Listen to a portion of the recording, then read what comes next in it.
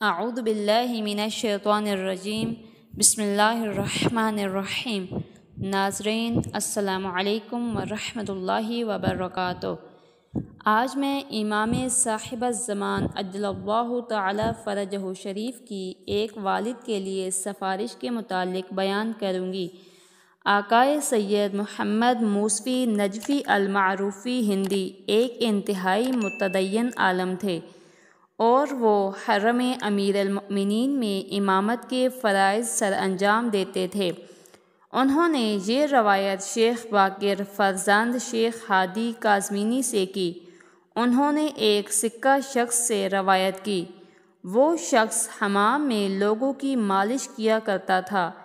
اس شخص کا بوڑھا باپ تھا اور وہ اس کی خدمت گزاری میں کوئی لمحہ بھی غفلت نہیں کرتا تھا، حتیٰ کہ وہ اپنے بوڑھے باپ کے لیے بیت الخلاء میں پانی تک بھی خود رکھتا تھا۔ پورا ہفتہ وہ اسی طرح سے باپ کی خدمت بجا لاتا تھا، مگر بدھ کی شب وہ باپ کی خدمت بجا نہیں لاتا تھا، کیونکہ اس شب وہ مسجد سہلہ جاتا تھا اور ساری رات وہاں اللہ تعالیٰ کی عبادت کرتا تھا۔ لیکن ایک مدت کے بعد اس نے مسجد سہلہ جانا ترک کر دیا۔ میں نے اس سے اس کا سبب پوچھا تو اس نے بتایا کہ وہ مسلسل 40 شب تک بدھ کی رات مسجد سہلہ جایا کرتا تھا اور 40ویں شب مجھے وہاں پہنچنے میں تاخیر ہو گئی اور دن غروب ہونے والا تھا۔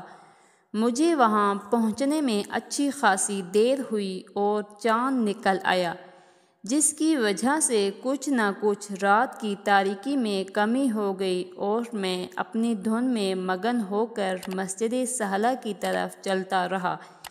اسی اثناء میں نے دیکھا کہ ایک اعرابی شخص گھوڑے پر سوار ہو کر میری جانب آ رہا ہے۔ میں نے دل میں کہا کہ ہو نہ ہو یہ رہزن ہے، اب یہ مجھے میرے لباس سے محروم کر دے گا۔ وہ شخص جیسے ہی میرے قریب آیا اس نے بدوی زبان میں مجھ سے پوچھا کہ کہاں جا رہے ہو؟ میں نے کہا میں مسجد سہلہ جا رہا ہوں۔ اس نے پوچھا کہ تمہارے پاس کھانے کی کوئی چیز ہے؟ میں نے جواب دیا نہیں، میرے پاس کوئی چیز نہیں ہے۔ اس نے کہا کہ جیب میں ہاتھ ڈالو۔ میں نے کہا کہ کچھ بھی میری جیب میں نہیں ہے۔ اس نے تھوڑے سخت لہجے میں کہا کہ اپنا ہاتھ جیب میں ڈالو۔ میں نے اپنا ہاتھ جیب میں ڈالا تو اس میں کچھ کشمش موجود تھی۔ دراصل میں نے اس دن کشمش اپنے بچوں کے لیے خریدی تھی اور اس وقت میں اسے بھول چکا تھا۔ اس وقت سوار نے مجھے 3 مرتبہ کہا اوصی کا بالعودی۔ بدوی زبان میں عود بوڑھے باپ کو کہا جاتا ہے، تو ان کی گفتگو کا ترجمہ یہ بنتا تھا کہ میں تجھے تیرے بوڑھے باپ کی وصیت کرتا ہوں۔ اس کے بعد اچانک سوار میری نگاہوں سے اوجھل ہو گیا۔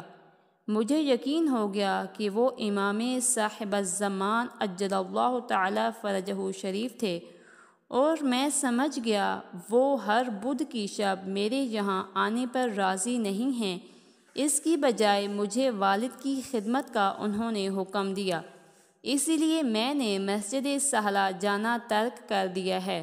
وما علینا الا البلاغ المبین۔